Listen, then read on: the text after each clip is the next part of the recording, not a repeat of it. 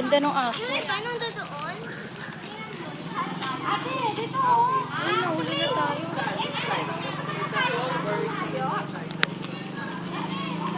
Tired na, Eunice? Are you tired? Andun pa. Asan na sila?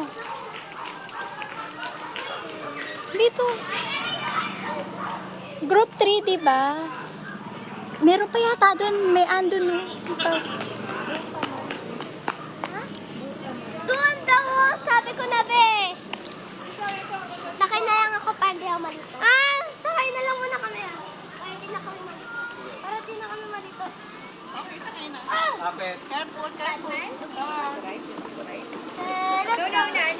Wala, minas, ah. Dapat nag-ano ka din, sumama ka dun, no? Sa mga ka-batchmate mo sa kids activities. Di ba? Kids activities. Wow! That's the best.